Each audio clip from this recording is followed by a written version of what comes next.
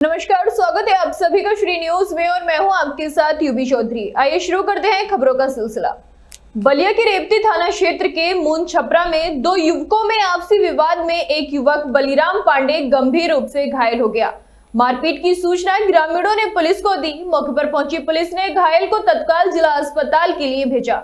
वहीं अस्पताल ले जाते समय बलिराम पांडे की रास्ते में ही मौत हो गई। आपको बता दें कि बलिराम पांडे और कमलेश गौड़ एक साथ बैठकर शराब पी रहे थे। किसी बात को लेकर दोनों में आपस में विवाद हो गया, जहां दोनों मारपीट पर उतारू हो गए। मारपीट के दौरान बलिराम पांडे गंभीर रूप से घायल हो गया, जिसने अस्पताल जाते हुए दम तोड़ दिया है। वहीं मृतक की मां की तहरीर पर मुकदमा दर्ज कर आरोपियों को गिरफ्तार कर पूछताछ की जा रही है। आज थाना रेवती जनपद बलिया में शाम को यूपी 112 के थ्रू सूचना मिली कि गांव मून छपरा है, जहां पे आपस में दो पक्ष के बीच मारपीट हुई है। इस सूचना पे तत्काल पुलिस पहुंची तो पता चला कि एक पक्ष जो बलिराम पांडे हैं और दूसरा कमलेश गौड़ आदि, ये लोग आपस में बैठ के शराब आदि का सेवन कर रहे थे और किसी बात पे इनके बीच कहासुनी हुई, जिसमें मारपीट हुई है। और ये कमलेश गौड़ के पक्ष ने लाठी डंडों का से बलिराम पांडे को हिट किया, जिससे उनके सिर पे हिट किया, जिससे उनकी हालत बिगड़ गई और उनको जब अस्पताल ले जाया गया तो रास्ते में उनकी मौत हो गई। अस्पताल पहुंचने के बाद उनको डेड डिक्लेयर कर दिया गया और उनका जो शव है उसको मॉर्चरी में दाखिल करा दिया गया है। जो मृतक हैं उनकी माता के द्वारा तहरीर दे दी गई है। उन्होंने दो नामजद कमलेश गौड़ और शैलेंद्र गौड़ को किया है। दोनों जो एक्यूज नामजद हैं वो पुलिस की हिरासत में हैं और उनसे अभी पूछताछ की जा रही है। तहरीर के अनुसार मुकदमा दर्ज किया जा रहा है। यूपी के महाराजगंज जिले के पनियारा नगला पंचायत के बड़वार वार्ड में एक चौंकाने वाला मामला सामने आया। यहाँ कस्तूरबा गांधी विद्यालय के भवन निर्माण के दौरान हुई खुदाई में प्राचीन सिक्के मिलने की खबर फैलते ही इलाके में सनसनी फैल गई। लेकिन इस उत्सुकता के साथ ही एक और मामला सामने आया। आरोप है कि ये सिक्के जेसीबी ड्राइवर और स्कूल कर्मचारियों ने आपस में बांट लिए। सूत्रों के मुताबिक खुदाई के दौरान मिट्टी का एक छोटा सा ढेर हटाया गया तो उसमें एक मिट्टी के लोटे में कुछ प्राचीन सिक्के मिले। इस बात की जानकारी मिलते ही आसपास के लोगों में खलबली मच गई। लोग सिक्कों को देखने के लिए उमड़ पड़े। आरोप है कि जेसीबी ड्राइवर ईश्वर और स्कूल के कुछ कर्मचारियों ने इन सिक्कों को आपस में बांट लिया। जब ये बात लोगों को पता चली तो उन्होंने ईश्वर से सिक्कों के बारे में पूछताछ की। ईश्वर ने बताया कि उसने कुछ सिक्के एक छोटे से मिट्टी के लोटे में पाए थे, लेकिन बाद में डर के मारे उन्हें एक पोखर में फेंक दिया गया। ग्रामीणों का कहना है कि इस पूरे मामले की गहन जांच होनी चाहिए। उनका मानना है कि सिक्कों की बंदरबाट में और भी लोग शामिल हो सकते हैं। उन्होंने पुलिस को इस मामले की सूचना दे दी है। फिलहाल ये पता नहीं चल पाया है कि मिले सिक्के किस काल के हैं और इनकी ऐतिहासिक दृष्टि से क्या महत्ता है। रायबरेली में एक 8 वर्षीय बालिका के साथ दुष्कर्म के प्रयास का मामला सामने आया है। मामला जगतपुर थाना क्षेत्र का है, जहां रहने वाली एक 8 वर्षीय बालिका गांव की दुकान से सामान लेकर घर वापस जा रही थी। तभी रास्ते में सचिन नाम का युवक बच्ची का मुंह दबाकर सड़क किनारे उसे अपने घर उठा ले गया। कुछ देर बाद जब बच्ची दुकान से घर नहीं लौटी तो परिजनों ने बच्ची की तलाश शुरू की। तभी घर और दुकान के बीच में बने एक घर से बच्ची के रोने की आवाज सुनाई पड़ी। जब परिजन दरवाजे को धक्का देकर कमरे के अंदर गए तो बच्ची कमरे में रोती हुई मिली, जिसके बाद पूरे गांव में हड़कंप मच गया। परिजनों की सूचना पर पहुंची पुलिस ने तहरीर के आधार पर मुकदमा दर्ज कर बच्ची को मेडिकल परीक्षण के लिए जिला अस्पताल भेजा है। वहीं पुलिस की दूसरी टीम ने बच्ची के साथ छेड़छाड़ करने वाले आरोपी सचिन को हिरासत में लेते हुए विधिक कार्रवाई शुरू कर दी है। अवगत कराना है कि आज दिनांक 9 अक्टूबर 2024 को वादी द्वारा थाना जगतपुर पर तहरीर देकर बताया गया कि उसकी 8 वर्षीय पुत्री दुकान पर सामान लेने गई थी। विपक्षी उम्र करीब 19 वर्ष, जिसका घर रास्ते में पड़ता है, उसके द्वारा वादी की पुत्री को हाथ पकड़कर घर में खींच लिया गया। वह उसके साथ अश्लील हरकत व छेड़खानी करने लगा। बिजनौर में जमीयत उलेमाए हिंद की झालू यूनिट ने पैगंबर और धार्मिक पुस्तक पर आपत्तिजनक टिप्पणी करने वाले यति नरसिंहानंद और अन्नू चौधरी के खिलाफ सख्त कानूनी कार्रवाई करने की मांग की है। उन्होंने इससे संबंधित ज्ञापन एसडीएम सदर और सीओ को सौंपा। वहीं अधिकारियों ने ज्ञापन पर कार्रवाई करने का आश्वासन दिया। बदायूं के थाना मूसा झाग क्षेत्र के चंदोखा गांव के रहने वाले रामवीर अपनी बेटी श्वेता और ध्योते अखिलेश के साथ राजकीय मेडिकल कॉलेज दवा लेने गए थे। और वापस घर लौट रहे थे। थाना सिविल लाइन क्षेत्र के एचपी इंटरनेशनल स्कूल के पास एक कार ने बाइक सवारों को टक्कर मार दी, जिसमें ध्योता अखिलेश, नाना रामवीर और मौसी श्वेता घायल हो गए। वहीं अखिलेश की हालत को गंभीर देखते हुए परिजन उसे बरेली ले जा रहे थे कि रास्ते में 8 वर्षीय ध्योते अखिलेश की मौत हो गई। सूचना मिलते ही पुलिस मौके पर पहुंच गई है। वहीं पुलिस ने कार को पकड़ लिया है और मामले की जांच शुरू कर दी है। खबर गाजीपुर से है, जहां पुलिस और आबकारी टीम की मदद से 4 लाख की अवैध शराब पकड़ी गई है। पुलिस और आबकारी टीम ने भारतकोल थाना क्षेत्र के लोहारपुर गांव में एसयूवी कार में लदी अवैध शराब की बड़ी खेप पकड़ी। इस दौरान पुलिस ने 4 शराब तस्करों को भी गिरफ्तार किया है, जिनके कब्जे से 4 लाख रुपए की अवैध शराब मिली। जानकारी के मुताबिक पकड़े गए तस्कर अवैध शराब बिहार ले जा रहे थे। वाराणसी के चौबेपुर थाना अंतर्गत राजबारी गांव के समीप गंगा और गोमती नदी में देर शाम पुल की रेलिंग तोड़ते हुए एक ट्रक नीचे जा गिरा। जानकारी के मुताबिक देर शाम ट्रक वाराणसी से गाजीपुर की तरफ जा रहा था, तभी ट्रक की टायर फटने से बड़ा हादसा देखने को मिला। गिट्टी से लदी हाईवा ट्रक चालक अनियंत्रित हो गया, जिससे ट्रक पुल की रेलिंग तोड़ते हुए पानी में जा गिरा और देखते ही देखते आग की लपटों से घिर गया। इस दुर्घटना में ट्रक परिचालक विकास यादव घायल हो गए। वहीं पुलिस और ग्रामीणों की मदद से ट्रक ड्राइवर और परिचालक को एम्बुलेंस की मदद से पंडित दीनदयाल उपाध्याय अस्पताल में भर्ती कराया गया है, जहां उनकी हालत में सुधार है। वहीं गिट्टी से लदी हाईवा ट्रक पूरी तरह से जल गया। वहीं स्थानीय लोगों और पुलिस की तत्परता से जान माल का और बड़ा नुकसान होने से टल गया।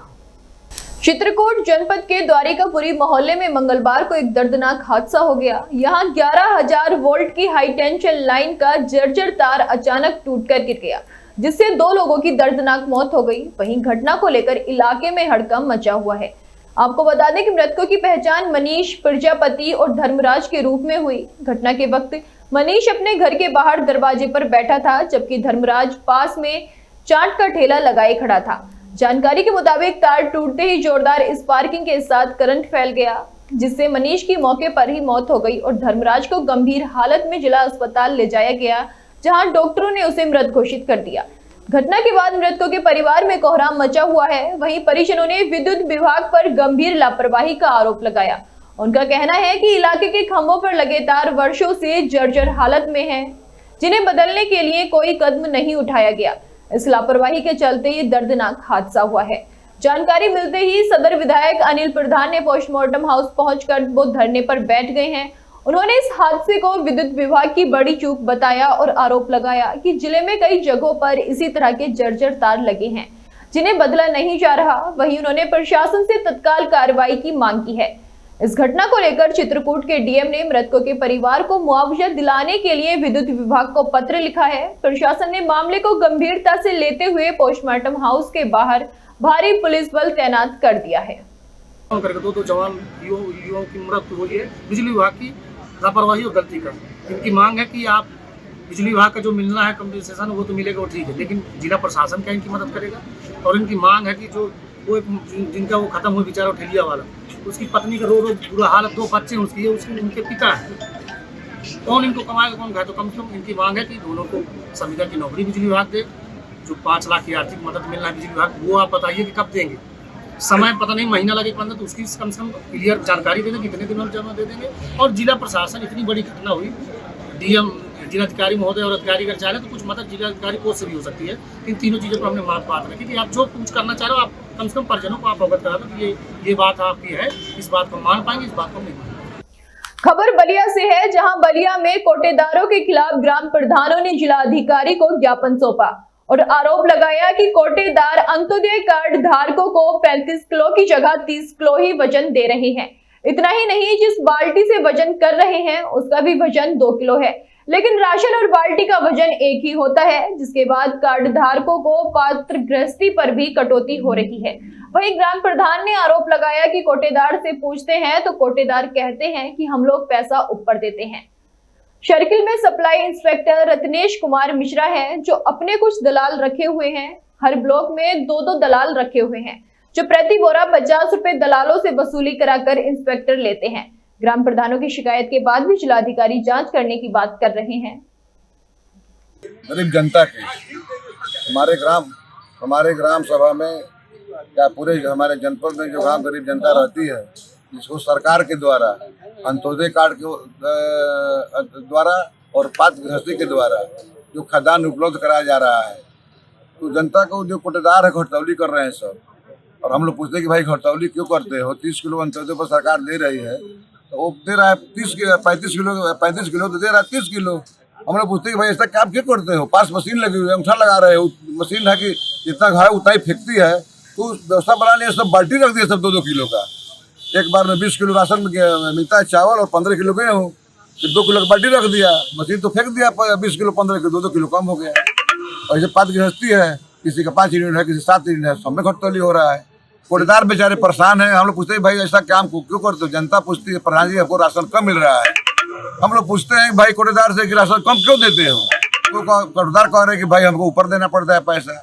हम लोग कहते हैं कि तुम्हारे पास सरकार एकदम दरवाजे पर राशन पहुँचा रही है, तुम्हारे पैसा खर्च नहीं है। सरकार की मंशा है कि हमारी गरीब जनता को 100 में 100% खाद्यान्न मिले। कोई मेरठ में महंगी पढ़ाई और महंगी दवाई के विरोध में सपा एमएलए अतुल प्रधान का जन आंदोलन निकलेगा। आपको बता दें कि इस जन आंदोलन में हजारों लोगों की भीड़ पहुंचेगी। जन आंदोलन का आयोजन मेरठ के विक्टोरिया पार्क में होगा। वहीं इस जन आंदोलन में आम लोग और किसान सैकड़ों ट्रैक्टर ट्रॉली लेकर गांव से कूच करेंगे। किसानों की भारी भीड़ की वजह से शहर में जाम लग सकता है। वहीं इस जाम से निजात दिलाने को लेकर पुलिस अफसर मीटिंग कर रहे हैं। महंगी दवाई के विरोध में सपा एमएलए अतुल प्रधान का आरोप है कि प्राइवेट हॉस्पिटल में लूट भरपूर की जा रही है। वहीं महंगी पढ़ाई को लेकर भी सरकार पर हमला बोला जाएगा और उन्होंने कहा कि प्राइवेट स्कूल के लिए कोई ठोस नीति बनाए, नहीं तो मेरठ में हल्ला बोल होगा। ये आंदोलन बड़ा होगा, निश्चित रूप से जनता का विषय है। दवाई और पढ़ाई, अस्पतालों की जो ये लूट है, इस लूट के खिलाफ हम लोग प्रोटेस्ट कर रहे हैं और मुझे पूरी उम्मीद है कि इस प्रोटेस्ट में जनता हिस्सा बनेगी और आने वाले समय पर इस लड़ाई को आगे जाने का ये मौका मिलेगा। और मैं धन्यवाद करूंगा सारे पत्रकार साथियों का जो हमारे बुलावे पर यहाँ तक पहुँचे। और मुझे उम्मीद है कि लोकतंत्र का चौथा स्तंभ इस लड़ाई को बड़ा बनाने का काम करेगा, क्योंकि आम जनता परेशान है। कहीं दवाई के नाम पर, जांच के नाम पर, फीस के नाम पर, ऑपरेशन के नाम पर जो लूट चल रही है खुली प्राइवेट अस्पतालों में, हम उसके खिलाफ खड़े हैं। कोई ना कोई नियम कायदा सबके लिए बनना चाहिए। यही हाल आपके प्राइवेट स्कूलों का है। उस प्राइवेट स्कूलों में भी जिस तरीके से बच्चों का शोषण हो रहा, उनके परिजनों का शोषण हो रहा, और ये शोषण ऐसा है कि आर्थिक रूप से व्यक्ति टूट जाता, मानसिक रूप से टूट जाता और शारीरिक रूप से भी अस्पताल तोड़ने का काम करते। इसको लेकर हम लोग लड़ रहे हैं। राजस्थान के उदयपुर में कला के क्षेत्र में काम कर रही संस्था सर्जन द स्पार्क ने एक भव्य पुरस्कार समारोह का आयोजन किया, जिसमें काजल सूरी को रंगमंच कला और साहित्य में उनके उल्लेखनीय योगदान के लिए सम्मानित किया गया है। काजल सूरी ने अपने अद्वितीय कार्य के माध्यम से कला के प्रति अपनी प्रतिबद्धता और समर्पण को साबित किया है और ये पुरस्कार उनकी मेहनत का एक महत्वपूर्ण मान्यता है। इस समारोह में कला जगत की कई प्रमुख हस्तियों ने भाग लिया। विशेष आकर्षण का केंद्र रहे पद्मश्री उस्ताद अहमद हुसैन और पद्मश्री उस्ताद मोहम्मद हुसैन, जिन्हें लाइफ टाइम अचीवमेंट अवार्ड से सम्मानित किया गया। इन उस्तादों ने संगीत और कला के क्षेत्र में अपने योगदान से कई पीढ़ियों को प्रेरित किया है। ये समारोह कला के प्रति समर्पण का प्रतीक था, जो आने वाले दिनों में भी इस दिशा में नए आयाम स्थापित करेगा। फिलहाल मेरे साथ इतना ही। ऐसी ही तमाम बड़ी खबरों को जानने के लिए देखते रहिए श्री न्यूज़।